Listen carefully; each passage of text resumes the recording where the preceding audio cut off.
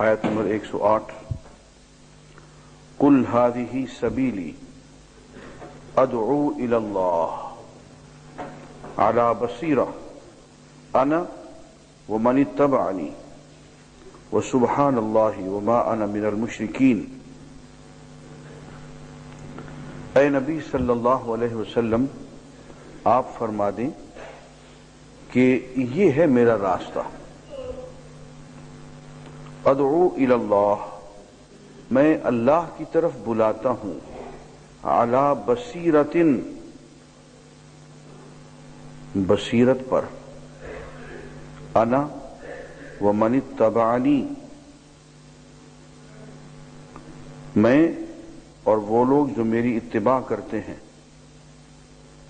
ہم سب کے سب دنیا کو علی وجہ البصیرت، دل کی آنکھیں کھولنے کو کہتے ہیں، غور و فکر کرنے کو کہتے ہیں، بصیرت پیدا کرنے کو کہتے ہیں۔ سبحان اللہ وما انا من المشرکین، اللہ تعالیٰ کی ذات پاک ہے اور میں شرک کرنے والا نہیں ہوں۔ اہم بات یہ ہے عزیزان گرامی، سورہ یوسف کے آخر میں یہ آیت آ رہی ہے، حضور اکرم صلی اللہ علیہ وسلم سے ارشاد فرمایا جا رہا ہے کہ قصہ یوسف تو سنا دیا گیا، اس کا لیسن، اس کا مقصد، اس میں چھپی ہوئی دعوت بھی بتا دی گئی۔ اب آپ لوگوں کو بتا دیں کہ یہ ہے میری دعوت، یہ ہے میرا راستہ۔ جس طرح حضرت یوسف نے لوگوں کو اللہ کی طرف بلایا، میں بالکل اسی طرح سے لوگوں کو اللہ کی طرف بلاتا ہوں، لیکن اس میں جس بات پہ زور ہے وہ یہ ہے کہ ہماری دعوت جو ہے وہ بلائنڈ فیتھ والی نہیں ہے، اندھے اعتقاد والی نہیں ہے کہ بات کوئی نامعقول ہو، سمجھ میں نہ آئے اور جا کے پادری صاحب سے پوچھو تو وہ کہے جی یہ تو اسرار چرچ کے اسرار ہیں، یہ اسرار کنیسہ ہیں، سیکرٹس آف دی چرچ ہیں، یہ تمہاری سمجھ میں آنے والی چیز نہیں ہے۔ میں نہیں، ایسی کوئی چیز ہمارے یہاں نہیں ہے۔ ہم تو دعوت دیتے ہیں اعلی بصیرہ، آنکھیں کھول کے، دل کی بھی، دماغ کی بھی، سر کی آنکھیں بھی کھول کے غور و فکر کرو، تدبر کرو، سوچو، سمجھو۔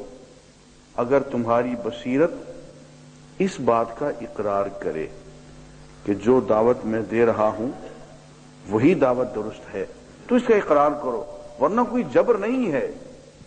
لا اکراہ فی الدین، دین کے معاملے میں کسی کو مجبور نہیں کیا جاتا ہے۔ تو ایک اہم بات جو کہ ذہن میں رکھنی چاہیے، بعض دفعے لوگ نادانی میں کہہ دیتے ہیں کہ جی دین میں تو اندھا عقیدہ چلتا ہے، قرآن اس کی مخالفت کرتا ہے۔ ہمارے ہاں اندھا عقیدہ نہیں چلتا ہے، ہمارے ہاں آنکھیں کھول کے آگے بڑھنا پڑتا ہے۔ فرمایا قد جاءکم بصائر من ربکم، تمہارے پاس یہ آ گئی ہیں آیتیں، آنکھیں کھول دینے والی بصیرتیں۔ فمن ابصر، جس نے آنکھیں کھول کے انہیں پڑھا، فلنفسہ، اس میں اس کا اپنا بھلا ہے، ومن عمی فعلیہا، جو اندھا بن کے رہا اس کا وبال اسی کے اوپر ہے۔ اس کے بعد عزیزان گرامی ہم سورہ الرعد کی طرف آتے ہیں۔ سورہ الرعد بجلی کی کڑک، اس میں رات کا ذکر ہے، بجلی کی کڑک کا ذکر ہے، اس لیے اس کا نام الرعد پڑ گیا۔ لیکن دوستو، اس سورہ کی آخری 8-10 آیتیں ایسی ہیں جن میں بجلی کی کڑک ہے۔ میں ان آیتوں کا آخر میں آپ لوگوں کو صرف ترجمہ سناؤں گا، اس لیے کہ اس کی تفسیر کرنے کی مجھ میں بھی ہمت نہیں ہے، لیکن آئیے ہم ذرا کچھ اس کا ابتدائی حصہ پڑھ لیں۔ آیت نمبر 11، لَهُ مُعَقِّبَاتٌ مِّن بَيْنِ يَدَيْهِ وَمِن خَلْفِهِ يَحْفَظُونَهُ مِنْ أَمْرِ اللَّهِ، انسان کے لیے فرشتے اللہ نے مقرر کیے ہوئے ہیں، جو اس کے آگے بھی ہوتے ہیں، اس کے پیچھے بھی ہوتے ہیں، باڈی گارڈ ہوتے ہیں اس کے، اور وہ عدلی بدلی ہوتے رہتے ہیں، ایک کی ڈیوٹی ختم ہو گئی دوسرے آ گئے۔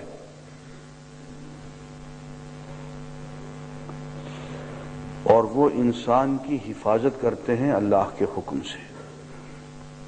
ہر انسان اللہ کی حفاظت میں ہے، بس حفاظت کے درجے ذرا ذرا مختلف ہیں، کوئی زیادہ حفاظت میں ہوتا ہے، کوئی کم حفاظت میں ہوتا ہے۔ لیکن ایک بات ہے، فرمایا ان اللہ لا یغیر ما بقوم،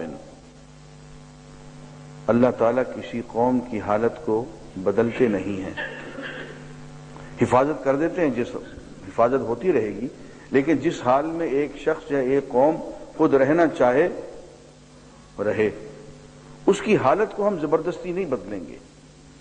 بری حالت ہے تو زبردستی اس کو اچھا نہیں کریں گے، اچھی حالت ہے تو زبردستی اس کو ہم برا نہیں کریں گے، یہ اس کے اپنے کیے پہ ہوگا، اس کے اپنے اعمال کا نتیجہ ہوگا۔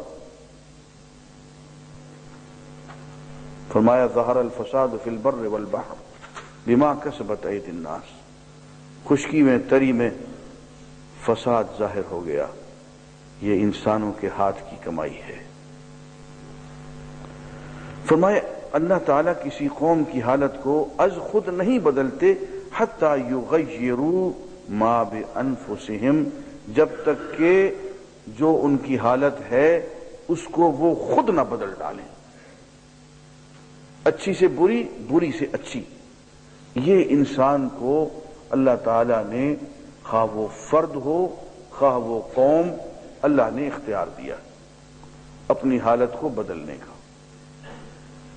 یہاں سے یہ بھی معلوم ہوا کہ تقدیر کا جو اندھا عقیدہ، فاسد عقیدہ ہمارے مولویوں نے ہمیں سکھا رکھا ہے، اور وہ چلتا ہے یزید کے اس جملے سے، نعوذ باللہ نعوذ باللہ، کہ جب اس کو لوگوں نے ملامت کی، یہ من گھڑت باتیں ہیں، جب اس کو لوگوں نے ملامت کی کہ بد نصیب بدبخت تو نے نواسہ رسول کو شہید کرا دیا، اس نے میں نے نہیں کیا، یہ تو اللہ نے لکھا ہوا تھا، یہ میں نے نہیں، یہ تو اللہ تعالیٰ نے کیا، یہ اسی نے پہلے سے لکھا ہوا تھا۔ اس طرح سے اپنے ہر گھٹیا عمل کو، اپنے قتل کو، اپنے گناہ کو، اپنی بے راہ روی اور آوارگی کو اللہ کے کھاتے میں ڈال دینا اور خود اس سے بری و ذمہ ہو جانا تقدیر کا نام لے کے، یہ قرآن کی تعلیمات کے خلاف ہے۔ اللہ تعالیٰ فرما رہے ہیں کہ ان اللہ لا یغیر ما بقوم، اللہ تعالیٰ خود نہیں بدلتے ہیں کسی قوم کی حالت کو، حتی یغیروا ما بانفسہم، جب تک کہ وہ خود اپنی حالت کو خود اپنی ہمت سے یا اپنی نالائقی سے بدل نہ ڈالیں۔ تو عزیزان گرامی، یہ ایک اہم مسئلہ ہے۔ اللہ تعالیٰ ایک جگہ فرمایا کسی قوم کی نعمت کو برباد نہیں فرماتے ہیں جب تک کہ وہ قوم خود اس نعمت کی بار بار ناقدری اور ناشکری نہ کر دے، نعمت نہیں چھینتے۔ اسی طرح کسی قوم کی بری حالت کو اچھی حالت میں نہیں بدلتے جب تک کہ وہ خود ہمت کر کے امپروو کرنے کی کوشش نہ کرے۔ تو یہاں سے معلوم ہوا کہ ایک ذمہ داری کا بہت بڑا سلسلہ، بہت بڑا حصہ انسان کے کندھوں پہ ہے، ایک فرد کے کندھوں پہ بھی ہے، پوری قوم کے کندھوں پہ بھی ہے کہ اپنی حالت کو خود سنوارے۔ اسی آیت کا ترجمہ کیا ہے کہ خدا نے آج تک اس قوم کی حالت نہیں بدلی، نہ ہو جس کو خیال آپ اپنی حالت کے بدلنے کا۔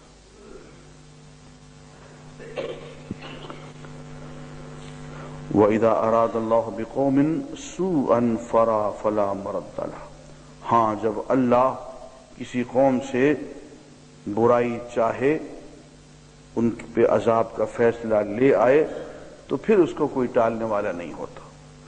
اور یہ بتا دیا گیا کہ اللہ تعالیٰ از خود برائی نہیں چاہتے جب تک کہ قوم اپنے برے کا انتظام خود نہ کر دے۔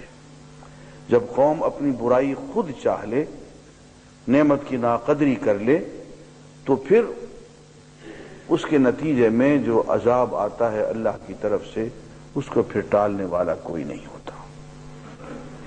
وَمَا لَهُم مِّن دُونِهِ مِن وَالٍ، پھر اللہ کے سوا کوئی حمایتی نہیں ہوتا ہے جو اس عذاب سے انسان کی جان بخشی کرا سکے۔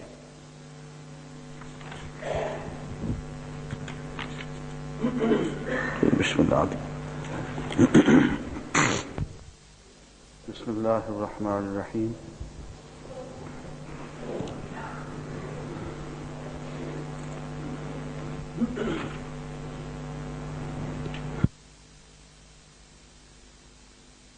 والذین صبروا ابتغاء وجه ربهم وأقاموا الصلاة وأنفقوا مما رزقناهم سرا وعلانية ويدرؤون بالحسنة السيئة أولئك لهم عقبى الدار. یہ آیت نمبر 22 سے 26 تک میں ترجمہ کروں گا. وہ لوگ جنہوں نے صبر کیا، ثابت قدمی اختیار کی، اپنے پروردگار کی رضا چاہنے کی خاطر، اور نماز قائم کیے رکھی، اور جو کچھ ہم نے انہیں رزق دیا اس میں سے خرچ کرتے رہے، کبھی پوشیدہ کبھی ظاہر. اور وہ لوگ یدرؤون بالحسنۃ السیئہ، جو برائی کا بدلہ بھلائی سے دیتے ہیں. اولئک لہم عقبی الدار، یہ ہیں وہ لوگ جن کے لیے آخرت کا گھر ہے. جنات عدن، باغات ہیں عدن کے جن میں یدخلونہا، وہ داخل ہوں گے. ومن صلح من آبائہم وازواجہم وذریاتہم والملائکہ یدخلون علیہم من کل باب. اور جو لائق ہوں ان کے باپ دادا، ان کی بیویاں، ان کی اولادیں اور فرشتے ہر دروازے سے ان پر یہ کہتے ہوئے داخل ہوں گے، سلام علیکم بما صبرتم فنعم عقبی الدار. سلامتی ہو تم پر جو تمہارے صبر کا بدلہ ہے، اور آخرت کا گھر اب تمہارے لیے کتنا ہی اچھا ہے. عزیزان گرامی، بات یہ ہے کہ چند صفات ہیں. سب سے پہلی صفت یہ ہے کہ ثابت قدمی اختیار کی اسلام پہ، لیکن اس نیت سے ابتغاء وجہ ربہ، اپنے پروردگار کے مکھڑے کے طلبگار ہو کے، اپنے پروردگار سے ملنے کی نیت سے، اپنے پروردگار کی رضا چاہنے کی نیت سے. ثابت قدمی. نمبر 2 اخلاص، اور نمبر 3 اقاموا الصلاۃ، نماز قائم کرتے رہے. نمبر 4 اللہ کے راستے میں خرچ کرتے رہے، کبھی چھپ کے کبھی کھل کے. اور نمبر 5 برائی کا بدلہ بھلائی سے دیتے رہے. یہ 5 صفات گنوائی ہیں کہ جن لوگوں میں یہ 5 صفات ہوں گی ان کے لیے جنات و عدن ہوں گی، ہمیشگی کے باغات ہوں گے. اور پھر ایک منظر، یہ لوگ ان جنات میں داخل ہو جائیں گے، اور جو ہی یہ لوگ مریں گے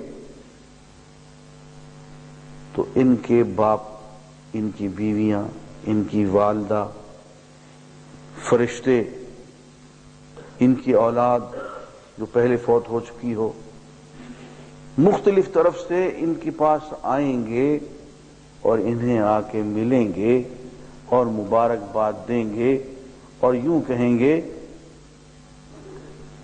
کہ تم نے سلام علیکم، تم پہ سلام ہو، سلامتی ہو، بما صبرتم، کہ تم نے بہت ثابت قدمی سے زندگی کا وقت گزار لیا. فنعم عقبی الدار، اب دیکھو آخرت کا گھر تمہارے لیے کتنا ہی اچھا ہے.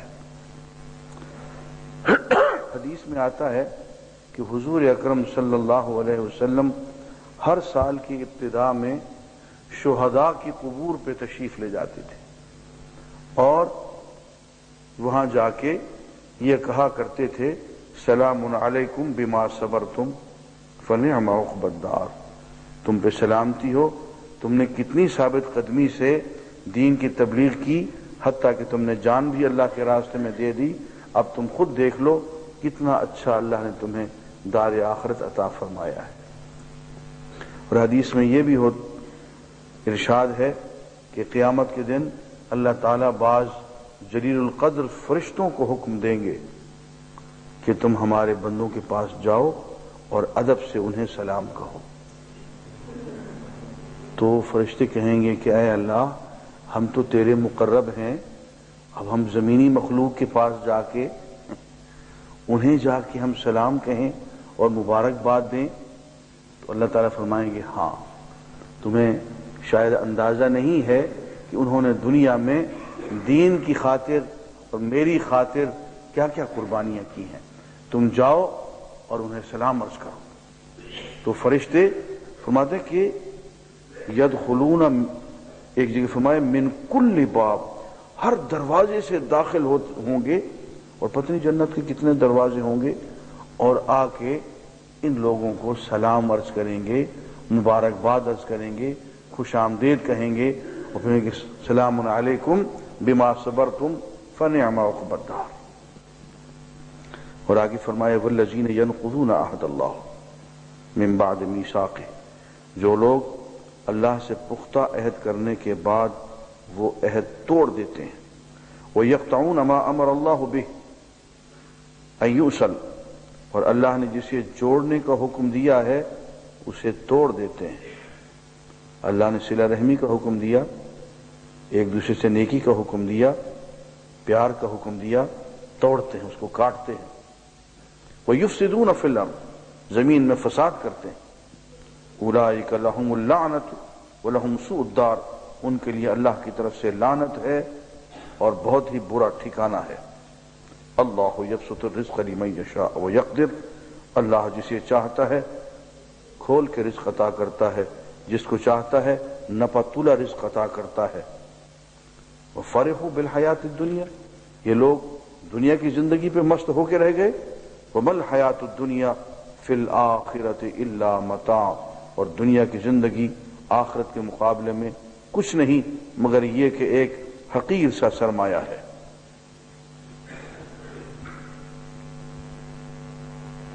اور آگے فرمایا اولم یروا، کیا یہ دیکھتے نہیں ہیں، انا نأتی الارض ننقصها من اطرافها، کہ ہم زمین کو اس کی اطراف میں سے بھیجتے چلے جا رہے ہیں، کم کرتے چلے جا رہے ہیں. عزیزان گرامی، یہ آیت قرآن مجید کے سائنسی معجزات میں سے ہے، اور اس کی طرف توجہ دلائی ہے ڈاکٹر مورس بکائی نے. وہ کہتے ہیں کہ دور جدید کی سائنس نے یہ ثابت کر دیا ہے کہ زمین اور وہ سارے سیارگان جو کہ سورج سے نکل کے گرے ہیں، تو جس وقت وہ سورج سے نکلے ہیں تو اس وقت وہ آگ کے شرارے تھے، آہستہ آہستہ وہ ٹھنڈا پڑے ہیں، اور جب وہ اوپر کی ان کی جسے قشر الارض کہتے ہیں، زمین کا چھلکا، وہ جوں جوں ٹھنڈا پڑتا جاتا ہے وہ سکڑتا چلا جاتا ہے. اس لیے کہ درجہ حرارت اگر زیادہ ہو تو چیز پھیلتی ہے، اور درجہ حرارت اگر کم ہو تو چیز سکڑتی ہے. کہتے ہیں زمین کے اندر اب بھی آتش فشاں لاوا موجود ہے، آگ اب بھی زمین کے اندر موجود ہے، لیکن اوپر کا چھلکا جو ہے وہ زیادہ سے زیادہ اب ٹھنڈا ہوتا جا رہا ہے اور سکڑتا جا رہا ہے. اس اعتبار سے زمین کا جو محیط ہے وہ روز بروز کم ہوتا چلا جا رہا ہے. زمین جو ہے اطراف سے سکڑتی چلی جا رہی ہے. اب قرآن مجید کے الفاظ پہ غور کریں. اولم یروا، کیا انہیں یہ بات نظر نہیں آتی، انا نأتی الارض ننقصها من اطرافها، کہ ہم مسلسل زمین کو اس کی اطراف سے کم کرتے چلے جا رہے ہیں.